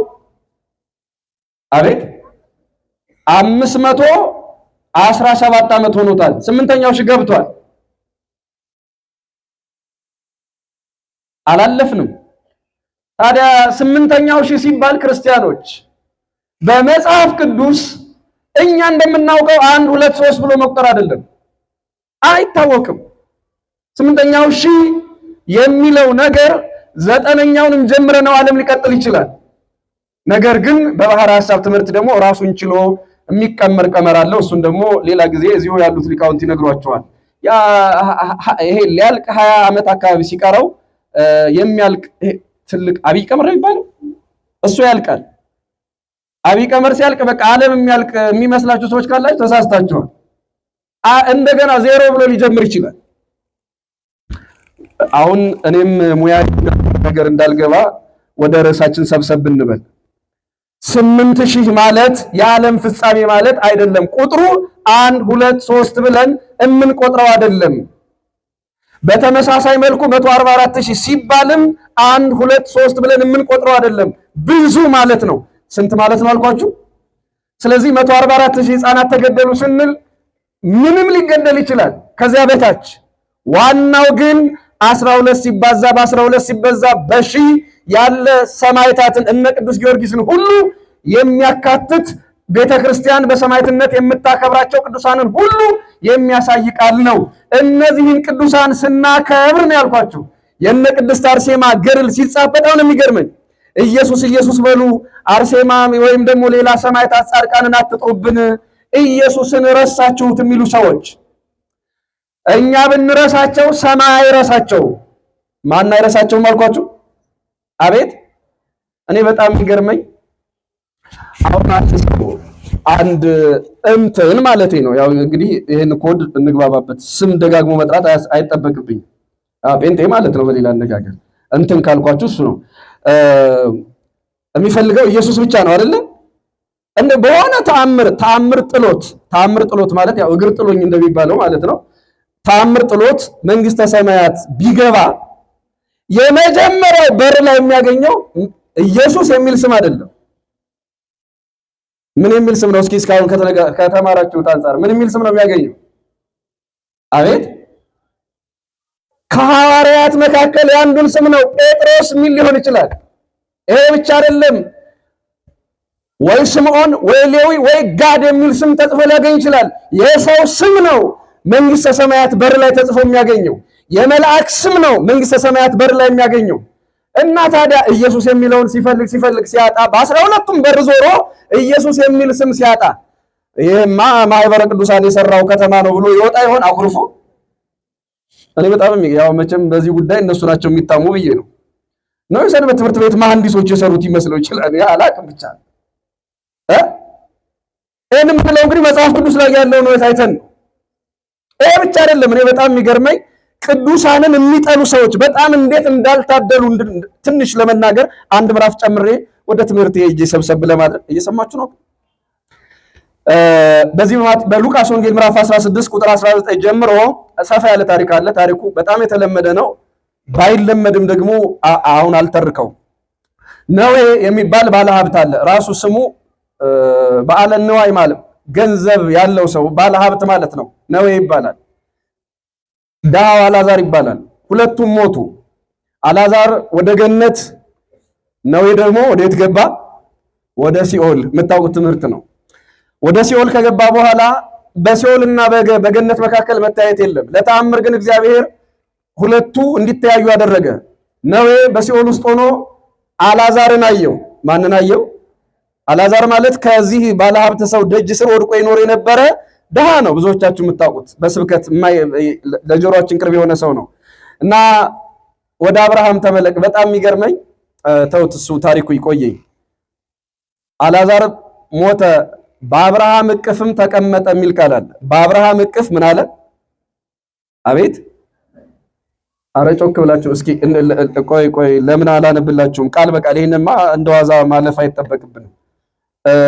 ሉቃስ በጣም ትልቅ መልእክት፣ ምናልባትም ሌሎቹን ትምህርቶች ቀንሰን ይሄንን ብቻ መናገር ካለብንም ይሄንን ብቻ ተነጋግረን ሊበቃን ሁሉ ይችላል። ለምን ቢባል የመጽሐፍ ቅዱስን ቃል ሁላችን አውቀነው ሰምተነው አልዓዛርም ሞተ በአብርሃም እቅፍም ተቀመጠ ይላል። እስኪ አብራችሁ በሉ። አልዓዛርም በሉ ሞተ በአብርሃም እቅፍም ተቀመጠ። በአብርሃም እቅፍ ምን አለ? አይገርምም? ክርስቲያኖች ቅድም ያልኳችሁ እንትኖቹ ማለት ነው። ሞተው በሆነ ተአምር ጥሏቸው ገነት ቢገቡ በማን እቅፍ ሊቀመጡ ይችላሉ? እስኪ ንገሩኝ። አቤት ጮክ ብላችሁ ንገሩኛ። ታምረ ማርያም አይደለም፣ ገድለ ጊዮርጊስ፣ ገድለ ተክለ ሃይማኖት አይደለም። እነዛ እንደሚዘባበቱበት መጽሐፍ ቅዱስ የሚለውን ነው። በማን እቅፍ ተቀመጠ? በአብርሃም እቅፍ። ድንገት ታምር ጥሏቸው ገነት ቢገቡ፣ ያው ታምር ካልሆነ ሌላ እምነት ሊያድናቸው እንደማይችል አውቃለሁ። የኢየሱስ እቅፍ የት አለ? አብርሃም እኔ አንተን አልፈልግም፣ እኔ የጻድቅ እኔ የሰው እቅፍ አልፈልግም ብሎ ሊወጣ ነው አኩርፎ ማለት ነው። አዎ ምናልባት ያው እዚህ ውስጥ ስለሌሉ እንጂ ቢኖሩ ልልም የምችለው በግል አኩርፈ ከገነት ትባረራለህ እንጂ የኢየሱስን እቅፍ ስትጠብቅ የማን እቅፍ ነው የሚጠብቀን ማለት ነው? አብርሃም ማለት ታውቃላችሁ፣ የአብርሃም ቃል ኪዳን ማለት ነው እንጂ እንደው አብርሃም መጥቶ እያቀፈ እንዳስገባ እንዳይመስላችሁ። የአብርሃም ቃል ኪዳን የአብርሃም ስራ ማለት ነው። የአብርሃም እምነት ማለት ነው። በአብርሃም እቅፍ ማለት ከአብርሃም ጎን አብርሃም የወረሳት አብርሃም ያገኛትን ገነትን መውረስ ማለት ነው። ይሄ ማለት ደግሞ በአብርሃም ቃል ኪዳን መኖር ነው። ስለዚህ ክርስቲያኖች እኛ ተስፋችን በቅዱሳን እቅፍ መግባት ነው። ለአሁን እኛ ቅዱስ ጊዮርጊስን የምትወዱ ክርስቲያኖች በቅዱስ ጊዮርጊስ እቅፍ ነው የምንገባው። የለም የኢየሱስ እቅፍ ነው እንጂ የጊዮርጊስ እቅፍ የሚባል የለም ካለ ይሂድና ሉቃስን ያርመው። በአብርሃም እቅፍ ምን አለ? ተቀመጠ። ስለዚህ አያችሁ መንግስተ ሰማያት አዎ ገነትን ብንል በኢየሱስ ክርስቶስ ቤዛነት የምትወረስ ናት። አብርሃም ስለኛ አልሞተም፣ ማንም መልአክ ስለኛ አልሞተም። ስለኛ ደሙን ያፈሰሰ ስጋውን የቆረሰልን ማን ብቻ ነው? እስኪ ንገሩን። አቤት ኢየሱስ ክርስቶስ ነው። የሚመለከውም ቤዛ የሆነውም እሱ ብቻ ነው። ነገር ግን እሱ በቤዛነቱ የከፈተልን መንግስተ ሰማያት ብንገባ የሰው ስም ተጽፎባታል። ገነት ብንል የአብርሃምና የልጆቹ ቃል ኪዳን የጻድቃን የሰማዕታት ቃል ኪዳን የከበባት ከተማ ናት እንጂ ኢየሱስ ብቻ የሚል ነገር የለም። ኢየሱስ ያከበራቸው የኢየሱስ የሆኑ ጻድቃን ሰማዕታትም በገነት በመንግስተ ሰማያት ተትረፍርፈዋል። ስለዚህ ይህንን ካልኩ እንደው ለዕለቱ ወደ ሄሮድስ ልመልሳችሁ። ከገዳዮች መካከል ሆኖ 44,000 ሕፃናትን ገደለ ከሚባለው ሄሮድስ ቅዱስ ጊዮርጊስን አላገኘው። ነገር ግን ቅዱስ ጊዮርጊስም ከነዚህ ሕፃናት ነው የሚደመረው። የሐዲስ ኪዳን ሰማዕታት ጀማሪዎቹ በነገራችን ላይ እነሱ ናቸው። እስጢፋኖስ ከነዚህ ነው የሚደመረው። ሲሰብኩ አልሞቱም። በክርስቶስ ምክንያት ወንጌል አልሰበኩም። እነዚህ ሕፃናት ሄሮድስ የገደላቸው ማለት ነው። ግን ክርስቶስን አገኛለሁ ብሎ ክርስቶስ ማን እንደሆነ በአካል ስለማያውቀው አይደለም ሕፃኑን ክርስቶስን እናቱ ድንግል ማርያም እንኳን ምን እንደምትመስል ቀይ ትሁን ጠይም ትሁን ነጭ ትሁን ቢጫ ትሁን አያውቃትም ሄሮድስ። እና ንጉሥ ነህ እንደሻሁን ነው የቤተልሔምንና አካባቢውን ሕፃናት ብገድልስ ምን ይመጣል ብሎ ደግሞ ተነሳ።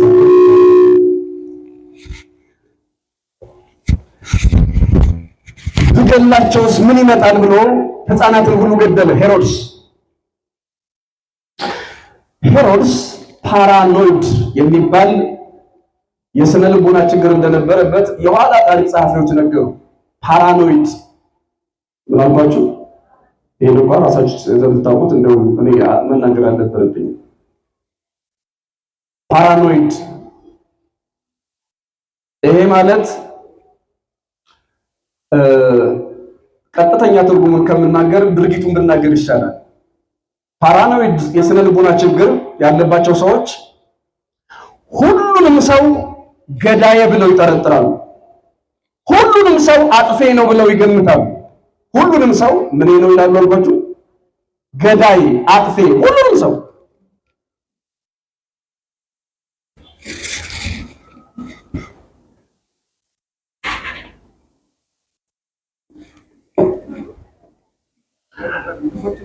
እሺ ተቀመጡ ብለዋቸዋል። ርዕሰ ሊቃውንት ባርከዋቸዋል። ባላችሁበት አረፍ በሉ።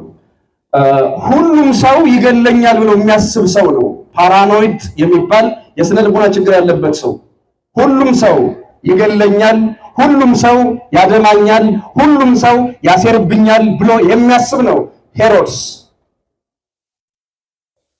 የሚገርማችሁ እነዚህን ሕፃናት መግደሉ ይሄ ብቻ አይደለም። የሚገርመን በቤተክርስቲያናችን ታሪክ ሄሮድስ ሚስቴ ከሌላ ጀነራል ጋራ ተማክራ እኔን ገላ የኔን ጀነራል አግብታ ልትኖር አቀዳለች ብሎ ሚስቱን የገደለ ሰው ነው። ሚስቱን ምን ያለ ሰው ነው አልኳችሁ? አቤት የገደለ። እኔ ብዙ ጊዜ እንደውም ይሄ የሄሮድስ ጠባይ የሚባል በሽታ መፈጠር ያለበት ይመስለኛል። ከፖለቲከኞች ሁልጊዜ ይሄ ነገር የሚጠፋ አይመስለኝም። ሁሉን መጠራጠር፣ ሁሉን ማሳደድ፣ ሁሉን መግፋት። ለማንኛውም ሚስቱን ብቻ አይደለም የገደለ፣ 2 ልጆች ነበሩት ሄሮድስ። ስንት ልጆች አልኳችሁ? 2 ልጆች ነበሩት። 2ቱ ልጆቹንም እኔን ገላችሁ መንግስቴን ልትወርሱ ፈልጋችኋል ብሎ 2ቱንም ልጆቹን ያለ ርህራሄ የገደለ ሰው ነው ሄሮድስ። አሁን ቤተልሔም እና አካባቢው ላይ ያሉ ሕፃናትን ገደለ ብንል ብዙ አይገርምም ማለት ነው። ይሄ በሽተኛ ነው።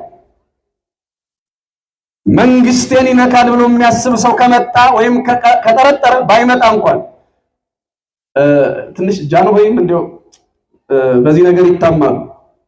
ሊሊ ነው ሉሉ የምትባል ውሻ ነበረቻቸው። ሊሊ ነው ብቻ እንደዚህ አይነት ነገር ሉሉ ሊሊ የሚባል ነገር እንደዛ እና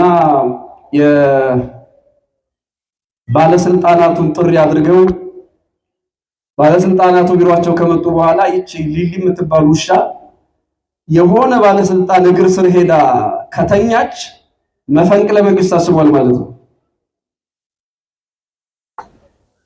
ይሄ ይታወቃል። ይሄን የሚያውቁ ባለስልጣናት አንድ ቀን ለሆነ ጥሪ ሄዱ። አንዱ ባለስልጣን እግር ስር ሄዳ ተኛች።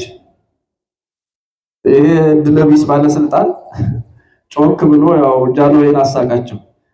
አንቺ ሊሊ ረፊ፣ ሰው ያላሰበውን አታሳስቢ አላት አሉ።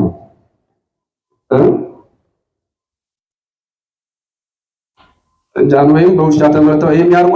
እንግዲህ ጸሐፊዎች ለምን እንደጻፉት አላውቅም። የተጻፈውን ነው እኔንም ነግራችሁ።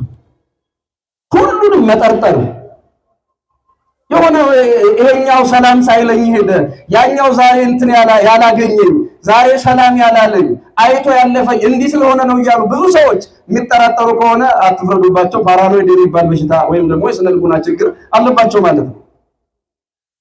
እንደዚያም ሆኖ ግን እነዚህን የቤተልሔምን እናቶች አሳዝኖ ደም ጎርሶ ደም አፍሶ ይኖር የነበረ ሄሮድስ እንዳበደ ውሻ ራሱን በልቶ ሞተ። ከዚህ በኋላ የእግዚአብሔር መልአክ ውጣ ያለው ተሰደደ ያለው የእግዚአብሔር መልአክ ዮሴፍን እንደገና ነገረው። የሕፃኑን ነፍስ የሚፈልጉት ሞተዋልና እንደገና ወደ ሀገር ተመለስ አለው። መጣ። ነገር ግን ልጁ አርኬላዎስ ነግሶ በአባቱ ዙፋን እንደተቀመጠ ሰማና ዮሴፍ ፈራ። ለምን? የዚያ የርጉም ልጅ የምርጉም ይሆናል ብሎ አርኬላዎስን ፈራው። አርኬላዎስም በጣም አጸያፊ ታሪክ አለው። አሁን ታሪኩ አልነግራችሁ። እንደ አባቱ ባይሆንም 3000 ሰዎችን አስገድሏል። አርኬላዎስ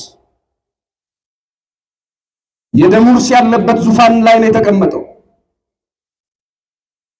በጣም ብዙ ደም ያለበት ነው። ከ10 ዓመት እንኳን አልሞላም መንግስቱ። የኢየሩሳሌምን ግዛት በይሁዳ ያለውን ክፍል ይዞ ሲገዛ የአባቱን ስልጣን ተከፋፍሎ ከሌሎች ወንድሞቹ ጋር ሆኖ ወደዚያ መሄድን ፈራ ማለት ወደ ይሁዳ መሄድን ፈራ። ወደ ናዝሬት ሄደ። ናዝሬት ማለት የአርኬላዎስ ወንድም የነገሰበት የሄሮድስ አንቲጳስ ግዛት ነው ናዝሬት። ስለዚህ ገሊላን ትቶ ወደ ናዝሬት ምንድነው ይሁዳን ትቶ ወደ ናዝሬት ወደ ገሊላ በገሊላ ግዛት ውስጥ ወደምትገኘው ወደ ናዝሬት ሄደ። ለምን? ይሄ የሚያባቱ ልጅ ነው፣ ገዳይ ነው፣ እጁ ላይ ደም ያለበት ሰው ነው፣ ይገለኛል ብሎ ስለፈራ ወደ ይሁዳ መሄድ የነበረበትን ጉዳይ ሁሉ ትቶ ወደ ናዝሬት ሄደ። እውነት ነው፣ ናዝሬት ክርስቶስ ያደገባት ናት። ግን አጋጣሚው ከፍርሃት ጋር የተያያዘ ነው። ምን ማለት ነው? አርኬላዎስ ይገለኛል ብሎ ስለፈራ በይሁዳ መኖርን አልወደደም፣ በይሁዳ ምድር ማለት ነው። ስለዚህ ሄሮድስ አንቲጳስ የሚባለው የአርኬላዎስ ወንድም ይገዛት ወደ ነበረችዋ ወደ ገሊላ አውራጃ ወደ ናዝሬት ገብቶ ኖረ። መሄድን ፈራ የተባለ ወደ ይሁዳ ምድር ማለት ነው። መሄድ አልወደደም። የአርኬላዎስ መንግስት ባለበት አካባቢ መሄድ አልወደደም። ወደ ሄሮድስ አንቲጳስ ግዛት ወደ ናዝሬት ገሊላ ሄደ ማለት ነው። ወደ ገሊላ መሄድን ወደዚያ መሄድን ፈራ ማለት እሱ ነው። የእግዚአብሔር መልአክ ይህንን ፍርሃትን አርቅ ሂድ ብሎ ወደሚፈራው ሀገር ወደ ምድረ እስራኤል ወሰደው። በናዝሬት ከተማ ገብቶ ኖረ። በነቢይ ናዝራዊ ይባላል የተባለው ቃል ተፈጸመ። ኢየሱስ ክርስቶስ በናዝሬት ኖሮ ናዝራዊ ይባላል የተባለው የአባቶቻችን ትውፊት የቃል ትውፊታቸው ተፈጸመ ማለት ነው። አሁን እንግዲህ ታሪኩ እስከዚህ ከሆነ ወደኛ ጉዳይ እናምጣውና ትምህርቱን ሰብሰብና አላችሁ ይሁን እየሰማችሁ ነው። እየሰማችሁ ከሆነ እስኪ አላችሁ። የአዲስ አበባ ሕዝብ ቢሆን አሁን ማጨብጨብ ነበር የሚሻለው። ያው ታውቁታላችሁ፣ ሴቶች በእልልታ ወንዶች በጭብጨባ አለን ይላሉ። ወይ አረ ያልኩ አይደል? እልልታ የሚወድ ሰው መጣ ብላችሁ ነገ ልታሳምኑ ነው እዚህ ባሉት ግን ብትሉ ደስ ይለኛል። ዝም ብሎ እኮ ማለት ነው። እሺ አሁን ወንዶች እልል አላላችሁ ለምንድን ነው? አይ አትበሉ። ለምንድን ነው ያላላችሁት? የኔ አይደለም። አንድ ጸሐፊ ምን ይላል? ወንዶች በጭብጨባ ነው መዳፋቸው ነው የሚያስፈልገው፣ ሴቶች በእልልታ እና አንድ ጸሐፊ ምንድን ነው የሚለው? የሴቶች ምላስ ትንሽ ቀልጠፍ ያለ ነው የሚለው። እውነት ነው። ኢየሱስ ክርስቶስ ከሞት እንደተነሳ ለማን ነው የታየው? እስኪ ንገሩኝ። አቤት ለማርያም ማን? ለእመቤታችን ወይም ደግሞ ለጲላጦስ ታየ የሚል አለ። እሱ የተለየ ነው። በመጽሐፍ ቅዱስ ያለውን ብቻ ብናየው ለማርያም ማን ታየ? እስኪ ሲያለቅስ የዋለ ቀራንዮ ማን ነው? እስኪ ንገሩኝ። አታስታውሱትም? ዮሐንስ ወልደ ነጎድጓድ። እሱ ግን የታየው ለማን ነው? ለማርያም መግደላዊ። ለዮሐንስ ቢታይ ምን ነበረበት? ችግሩ ምንድን ነው? ለጴጥሮስ ቢታይ ምን ነው ችግሩ? ምንም ችግር የለውም። ግን ምን መሰላችሁ? በዚያ ሌሊት በዚያ አስፈሪ ጨለማ ዮሐንስ ቢያየው ለዮሐንስ ቢገለጥ ዮሐንስ ሄዶ ለጴጥሮስ ያ ክርስቶስ አምላካችን እኮ ተነሳ ብሎ ለጴጥሮስ እንደምንም ሊያደርሰው ይችላል። ከዛ ለማንም ላይ ይናገር ይችላል ዝም ብሎ። ከዛ ደግሞ ጴጥሮስ ለያዕቆብ ይናገራል፣ ያዕቆብ ደግሞ ለሆነ ይናገራል። ራሳቸው ሐዋርያት እንኳን ትንሣኤውን ላይ ሰሙ ይችላል። ግን ክርስቶስ እግዚአብሔር ነውና ጥበቡን ለሴት ገለጠ። በሴት ተነስቷል የሚለውን በዚያ ጨለማ ድፍን እስራኤል ነው ሰምቶ ያደረ። እኔ ፌስቡክ ተጠቀም ኢንተርኔት ደግሞ የለም ደግሞ ያለው ኢንተርኔት በቃ ልዩ ችሎታ አላቸው ሴቶች። ምላሳችሁን ተጠቀሙበት ለበቀው ነገር ለማለት ነው። እስኪ እግዚአብሔርን አመስግኑበት። አሁን የመጨረሻው ቀን ላይ እልልታ ጥሩ መጽሐፍ ቅዱስም እልልታን የሚያውቅ ሕዝብ ምንድን ነው ይላል? ምስጉን ነው።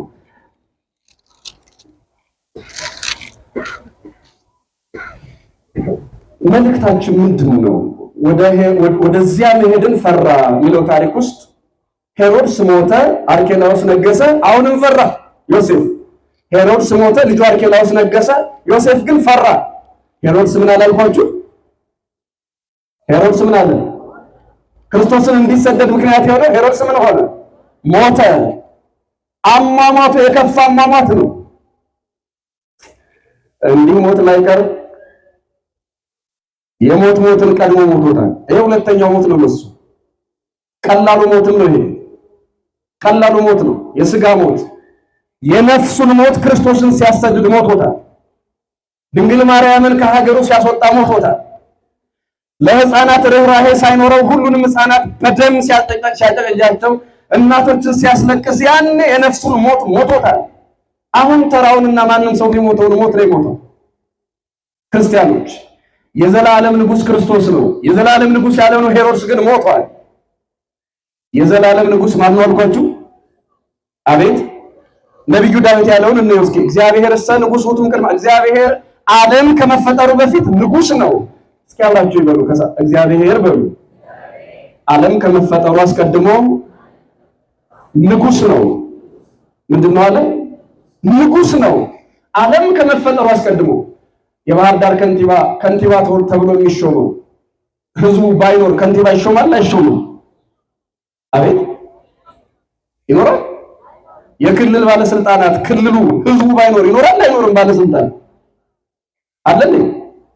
እግዚአብሔር ግን ፍጥረት ሳይኖር ንጉሥ ነበረ። አያችሁት?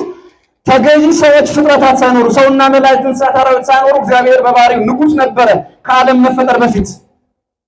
የሁሉም ንግስና ያልቃል። የሄሮድስ ብቻ አይደለም። ዛሬ በነገራችን ላይ የአፄ ኃይለ ሥላሴ የዘውድ በዓላቸው መስከረም ነው፣ ጥቅምት ነው። ዛሬ ነው አይደል? የሚገርም ነው በጣም። እና እስኪ ትንሽ የሄሮድስን መንግስት ብቻ ለምን ነግራቸዋለሁ። አፄ ኃይለ ሥላሴ የዘውድ በዓላቸውን የሚያከብሩት ዛሬ ነበር። የዘላለም ንጉሥ ናቸው አይደል? የህፃን ጥያቄ አጠይቀን እንዳትሉ ዝም ብላችሁ መልሱ። የዘላለም ንጉሥ ናቸው አይደሉ? አቤት መቃብራቸውን እንኳን እስከማናውቀው ድረስ ጠፍተዋል። የዘላለም ንጉሥ የሚባል ነገር የለም እዚህ ምድር ላይ። ጃንሆይ የተባሉት እሳቸው የሴት ወይዛዝርት የወንድ መኳንንት የሚወርቁ የሚነሱላቸው የሚፈቱ የሚታጠቁላቸው ጃንሆይ ዛሬ በመቃብር ናቸው። ስልጣናቸው የለም። ዘራቸው እንዲያውም ከዚህ ምድር አድሃሪ ተብሎ ከኢትዮጵያ ተሰዷል። አያችሁ፣ ሌላ ባለስልጣን መጣና ገፋቸው። ደርግ የራሱን ቀን አከበረ። ዛሬ ብሔራዊ በዓል ይሆን ነበረ ጃንሆይ ቢኖሩ። ጥቅምት 23 ብሔራዊ በዓል ነበር። ምናዊ በዓል አልኳችሁ?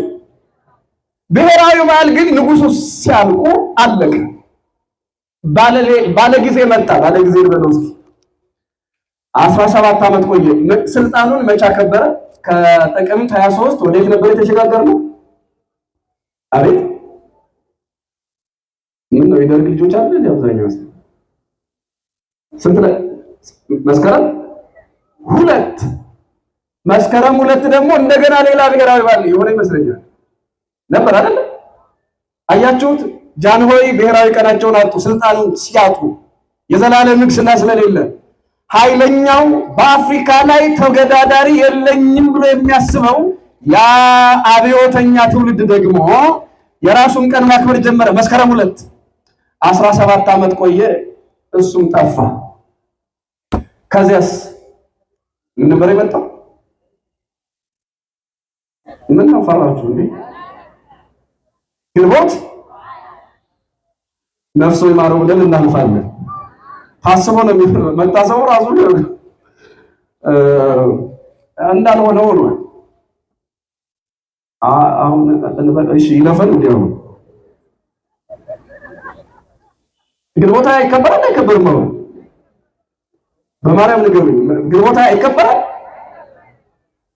ዝም ብለው እንዲሁ እንደነገሩ ዛሬ ምናምን ብለው ቢሉት ነገር ድሮ እኮ እንዲህ አይደለም። ታናውቃለህ እንዴ? ከሆነ ዓመት በፊት እንደዚህ አይደለም። በደንብ ሞቅ ደመቅ ብሎ ነበር የሚከበረው። የጨለማው ግዛት እንዲህ ያለበት እንደዚህ ያለበት ተብሎ አያችሁት። ያ መስከረም 2 ካለፈ ግንቦት 20 አለፈ። በቃ ኃይለኛ በኃይለኛ ተተካ። እስኪ አብራችሁ ይበሉ። ኃይለኛ በሉ እስኪ በኃይለኛ ተተካ። ገልባጭ በሉንጭ መኪናውን አይደለም፣ ገልባጭ በሌላ ገልባጭ ተተካ። የዘላለም ንጉስ የዘላለም ገዢ የለም። ከዛ መጋቢት ተክለ ሃይማኖት መጣ። አናውቀውም እስከ መቼ እንደሚቆይ። በማናውቀው ነገር ላይ ምንም አንልም። የሥነ ፍጥረትም ይሁን የፖለቲካ ታሪካችን ግን የዘላለም ንጉስ አለ የለም? የዘላለም ንጉስ ማ ብቻ ነው? ሄሮድስ አይደለም። በቅባት የሚሾሙ ነገስታት አይደሉም። በእጅ ብልጫ የሚመጡ የሀገር መሪዎች አይደሉም። የዘላለም ንጉስ ማን ብቻ ነው? አቤት! የምንፈራቸው ሰዎች ካለፉ በኋላ የማንፈራውን ቀን እግዚአብሔር ያምጣል። ወደዚያ መሄድን ፈራ አለ። በጣም የሚገርመው አንዳንዴ ጠባሳ ክፉ ነው። ይሄ ምንድን ነው የሚባለው? ትራውማ ነው የሚባለው አለ። የሆነ ጠባሳ ጥሎ የሚያልፍ ነገር አለ።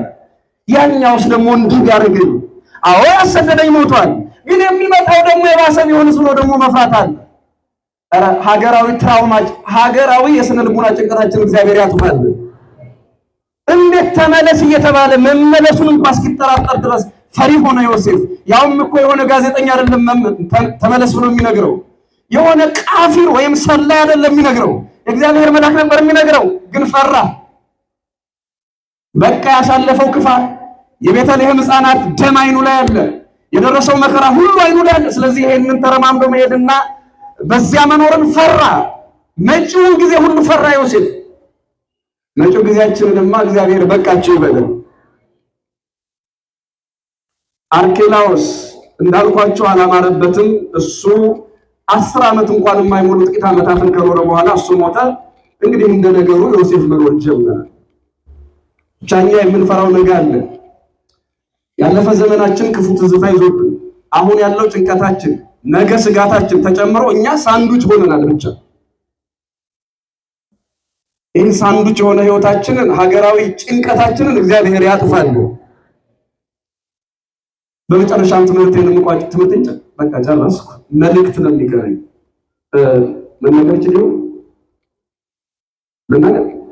መልእክት ትምህርት ጉባኤ ካለቀ በኋላ ሁሌም ብናገረው፣ ሁሌም ለእናንተ የሚሆነውን ነገር መልእክት ባስተላልፈው ደስ የሚለኝ በጉባኤ ሁሉ እዚህ ብቻ አይደለም፣ ይሄን ታሪክ ነው። ብዙ ጊዜ አውደ ምሕረት ትምህርቶች ይዘጋጃሉ። ምንድነው ዓላማቸው? እገሌ መጣ፣ እገሌ ዘመረ፣ እገሌ እንዲህ ብሎ አስተማረ። ምንድነው ትርፍና ኪሳራችንን መቼስ ማወቅ አለብን። በኋላ የሚሰጠው ትምህርት እንዳለ ሆኖ ለኔ ይውላችሁ የጉባኤ ዓላማ ውርስ መቀበል ነው። ምን መቀበል አልኳችሁ? አቤት! አሁን አንድ ታሪክ ለመናገር ነው። ይሄ ማሳሰቢያ ብላችሁ ያዙልኝ። ትምህርቱን ጨርሻለሁ። በዚህ በአዲስ አበባ እንጦጦ ማርያምና እንጦጦ ራጉኤል የሚባሉ ሁለት ጎረቤት አብያተ ክርስቲያናት አሉ። እንጦጦ ራጉኤልና እንጦጦ ማርያም። ማን ነው? እንጦጦ ማርያም። ሁለቱ በድንበር ተጣሉ። በምን ተጣሉ? አረ በማርያም ነው ማለት ከዚህ እስከዚህ ያለው ህዝብ የኔ ነው አይደለም፣ ይሄማ የእንጦጦ ማርያም ነው፣ አረ እንጦጦ ራጉኤል ነው በሚለው ማለት ነው። አስራት በኩራታቸውን ስጦታቸውን ማምጣት ያለባቸው ወደኛ ነው የለም ወደኛ ነው በሚል ተጣሉ። ጎረቤቶች እኮ ናቸው። በነገራችን ላይ ዘር በጣም መጥፎ ነው። እንደዚህ አይነትም ለካ ዘረኝነት አለ። ለየት ያለ ነው። ለመፈረጅ ራሱ የማይመዘረኝነት። አሁን ብዙ ሰው አዲስ አበባ ሲሄድ ያው አዲስ አበባ ብዙ ሰው ሰብስባ ስለምትይዝ እዚያ ሄዶ ምናምን ይጠራራል፣ በሌላል ይወዳጃል። በችግር ነው ሁሉም ከየመጣበት ይጠራራ ይገባበዛል። መልካም ይሁን። የሚገርማችሁ ወደ ሀገሩ ከመጣ በኋላ ግን ምስራቅና ምዕራብ ብሎ ሰሜን ደቡብ ብሎ ደግሞ እርስ በርሱ ደግሞ ሌላ ቡድን አለ። ይሄ ብቻ አይደለም፣ ይወድና ደግሞ ቀበሌው ላይ ይዋደዱ።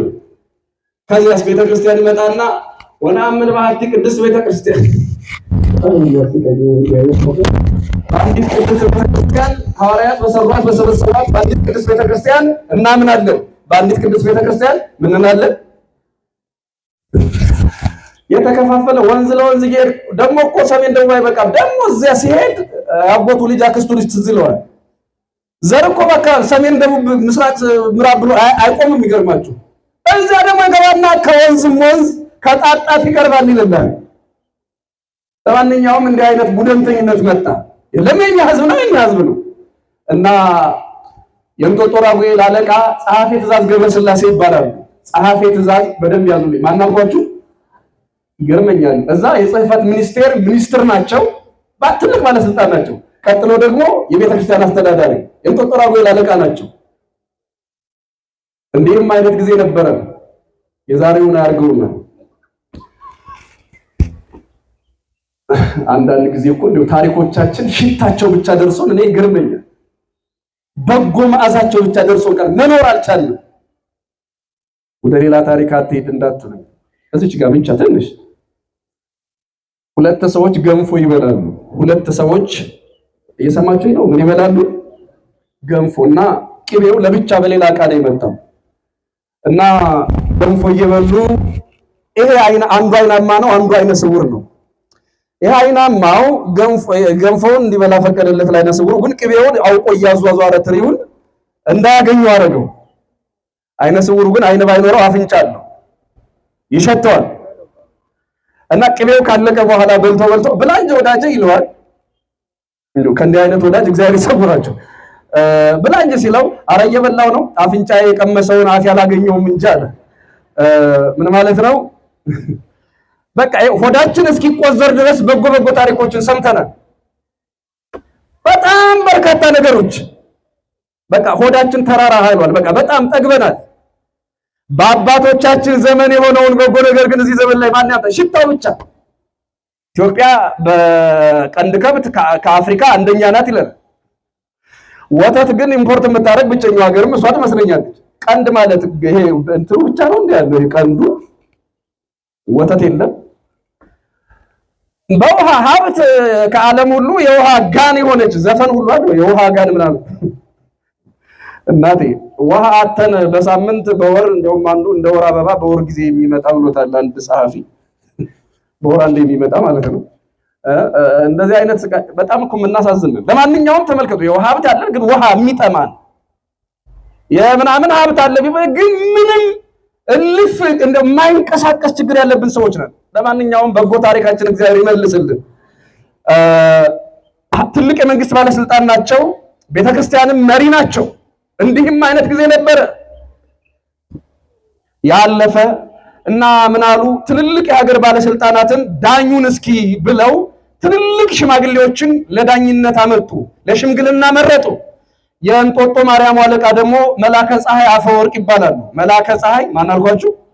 አፈወርቅ ከ7 ዓመት ያላነሱ ከ10 ዓመት ከ15 ዓመት ያልበለጡ ህፃናትን ሰብስበው አመጡ።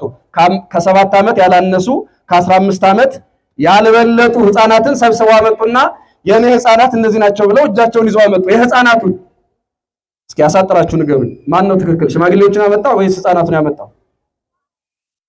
አቤት ምን አትሽኮርሙ? ተሳሳቱ፣ ችግር የለውም። ህፃናቱን ያመጣው ወይስ ሽማግሌዎቹን? እሺ እናንተ ሰዓት ትገላላችሁ። ስለዚህ ይሰማል አይደል? እንደ ሀገሪቱ የሰላም ሁኔታ በብቅልም የሚል ነገር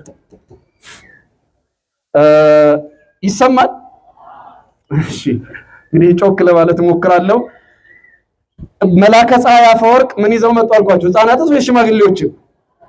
አቤት ማን ነው ትክክል አልኳችሁ? ህፃናት። ይኸውላችሁ አሁን ሰዓት አልቋል የሚል ደብዳቤ ልታስመጡብኝ ነው እንጂ ህፃናትማ ትክክል አይሆኑም። ስለዚህ አንዱን ድል ሞክሩ። ህፃናት ትክክል ቢሆኑ አሁን አጼ ማናቸው ልጅ ኢያሱ ይሳሳቱ ነበር? በ10 ምናምን ዓመታቸው ቤተ መንግስት ገቡ። የሽማግሌዎችን ምክር አልሰማም አሉ። ከዚያስ በረሃ ለበረሃ ሲንከራተቱ ከቤተ መንግስት ወጥተው የኢትዮጵያ ህዝብ ሆይ ልጅነትን እግዚአብሔር ይማርሽ በልልኝ ብለው መልእክት ጻፉ። ታውቃላችሁ? ልጆች ብቻማ አይበቁ። ስለዚህ ሌላ ድል ማን ነው ትክክልሽ? አሁን እኮ እውነቱ ቀርብ ያለው። እስኪ ማን ነው ትክክል? እሺ ሽማግሌዎች ማለት ፈርታችሁ ነው? አዎ ሽማግሌዎችም ትክክል አይደሉም። እስኪ ከመልሱ እንስማው። የእንጦጦ ራጉኤል ሽማግሌዎች በጣም ተበሳጩ። በዚህ ያሉ ካህናት ይሄን ያህል ቁጥር አላቸው፣ ይሄን ያህል ህዝብ ሊያስፈልጋቸው ይገባል። በዚህ ቤተክርስቲያን ያሉ አገልጋዮች እንዲህ አይነት ናቸው፣ ቁጥራቸው ይህን ያለው፣ ስለዚህ የሚያስፈልጋቸው የህዝብ መጠን ይህን ያህል ሊሆን ይገባል ብለው የሚፈርዱ ታላላቅ ህፃናትን ሽማግሌዎችን ልታመጣ ሲገባ ቀኝና ግራ ያለዩ ህፃናትን ለምን ታመጣለህ ብለው የእንጦጦ ራጉኤል ሽማግሌዎች በጣም ተበሳጩባቸው። መልአከ ፀሐይ አፈወርቅ በቀስታ እጃቸውን አውጥተው እንዲህ አሉ፣ ትክክል ናችሁ። እኔ በእንጦጦ ራጉኤል በኩል የመጡ ሽማግሌዎችን አምናለሁ፣ እነሱ የሚፈርዱትንም ፍርድ እቀበላለሁ። ነገር ግን አሉ፣ ነገር ግን እነዚህ በምርኩዝ የመጡ ሽማግሌዎች የሚፈርዱት ፍርድ ድንበሩ ተመልካች ያስፈልገዋል፣ የሚፈርዱት ፍርድ አድማጭ ያስፈልገዋል። ስለዚህ እኔ ሽማግሌዎች ሲፈርዱ የሚሰሙ ህፃናትን፣ ሽማግሌዎች ድንበር ሲያስቀምጡ የሚያዩ ምስክሮችን አመጣው። ህፃናት ከሌሉማ አሮጌው ድንበር ላይ አዲስ ጠብ ይፈጠራል አሉ። ህፃናት ከሌሉ አሮጌው ድንበር ላይ ምን ይፈጠራል አሉ? አቤት! እነዚህ በምርኩዝ የመጡ ሽማግሌዎች ሽማግሌ ናቸው፣ ከሆነ ጊዜ በኋላ የተፈጥሮ ሞትን ይሞታሉ። ስለዚህ እንደዚህ አይነት ሞት ሲመጣ የአባቶቻችን ድንበር ይሄ ነው፣ አባቶቻችን የለዩት ድንበር ይሄ ነው እያሉ የአባቶቻቸውን ድንበር የሚያውቁ የአባቶቻቸውን ሽምግልና ያደመጡ ህፃናት ያስፈልጉኛል አሉ። ስለዚህ ማነው ትክክል ማለት ነው እንዴ? አሁንም እዛው ላይ ናችሁ እንዴ? አረ እንደማመጥ አሁንም ህፃናት ናችሁ። እንኳንም በዚያ ዘመን ደግመ እዛው መደባደባችን ነበር። አንስማማም ማለት ነው። ማን ነው ትክክል? ወንዶች ንገሩኝ፣ ማን ነው ትክክል? አሁን አቤት! ሁለቱም እህቶች እናቶች እስኪ ንገሩኝ፣ ማን ነው ትክክል? እንዴ ሽማግሌዎች ከሌሉ ህፃናት ምን ያውቃል? አቤት! አዎ ፍርድ ሊያውቁ ይችላሉ ሽማግሌዎቹ፣ ግን ተመልካች ይፈልጋል አሉ። ታዲያ እኔ ምንድነው እዚህ መልእክት ላይ ለእናንተ ማደርሰው? አባቶቻችሁ መምህራን፣ እኛን አይደለም አባቶቻችሁ፣ እኛ ወንድሞቻችሁ ነን፣ ከኋላ ያሉትን ማለት ነው። ሊቃውንቶቻችሁ፣ እንደገና መጻሕፍት፣ ቤተክርስቲያናችሁ፣ ትውፊቶቻችን የሚሉትን በጎ ነገር ካልሰማችሁ፣ ካላደመጣችሁ፣ ካላወቃችሁ ይሄ በደም ንዝረታችሁ ውስጥ ያለው የሃይማኖታችሁ ፍቅር ብቻ የትም አያደርሳችሁ። የአባቶቻችሁን ድንበር ልታውቁት ይገባል። የሃይማኖት ድንበር አለን፣ የመሬት አይደለም። እሱ ለጊዜው የኛ ጉዳይ አይደለም። የሃይማኖት ድንበር አለው። ለምሳሌ ቅዳሴ ድንበር አለው። ድምጽ ያማረልኝ ተብሎ ዝም ብሎ እንደዛ አይደረግም። ድምፁ ስላማረ ዝም ብሎ እንዲሁ ድንበር አልፎ ማዜም አይቻልም። ታውቃላችሁ፣ ቅዳሴው ስርዓቱ ራሱ ድንበር አለው። አለባበሱ ድንበር አለው፣ የራሱ ስርዓት አለው ማለት ነው። እንዲህም ይላል ዮሐንስ ምዕራፍ 11 ላይ በራእዩ ለኔ እንደዚህ መልአክ ታየኝልና እንዲህም አለኝ፣ ምሳ ወመጥን ቤተ መቅደሱ ለእግዚአብሔር፣ የእግዚአብሔርን ቤተ መቅደሱ ለካው አለኝ ይላል። የእግዚአብሔርን ቤተ መቅደስ ምን በለው አለኝ አለ፣ ለካው፣ ስፈረው፣ ድንበር አብጅለት፣ እድሞውን ግን ተወው። እድሞ ማለት ከቅጽረ ቤተክርስቲያን ውጪ የሆነው ስርዓት አልባውን ነገር ተወው። ቤተክርስቲያን ግን ስርዓት አላት። ያ ስርዓት የተለካ የተሰፈረ የተቆጠረ ነው። ይህንን እናንተ ካላወቃችሁት ማን ሊያውቀው ይችላል? ክርስቲያኖች፣ እኔ ብዙ ጊዜ ወደ ሰሜን ኢትዮጵያ ስመጣ ትዝ የሚለኝ ይሄ ነው። ብዙዎቻችሁ የሃይማኖት ፍቅር አላችሁ፣ ሃይማኖታችሁን ግን አታውቁትም። እንዴ እንደዚህ ደፍረ ምን አናገረ እንዳትሉ። እዚህ ውስጥ አሁን መጽሐፍ ቅዱስ አንብቡልኝ ብል ስንቶቻችሁ መጽሐፍ ቅዱስ ይኖራችኋል? ምዕራፍና ቁጥር ስንቶቻችሁ ማንበብ ትችላላችሁ? ምናልባት በደብራችሁ ጊዮርጊስ የሚል፣ ማርያም የሚል፣ ሚካኤል የሚል የጻድቃን የሰማዕታት የቅዱሳን መላእክት ፍቅር በደም ንዝረታችሁ ውስጥ ሊኖር ይችላል።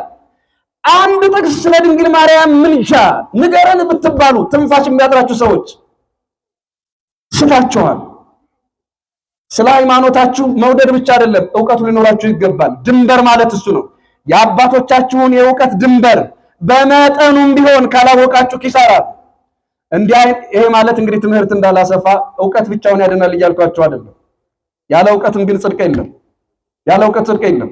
ስለዚህ እንክርዳዱን ከስንዴ ስንዴውን ከእንክርዳድ የምትለዩበትማ የመጽሐፍ ቅዱስ ዕውቀት፣ የታሪክ ዕውቀት፣ የትውፊት ዕውቀት እንዲሁ ያስፈልጋቸዋል።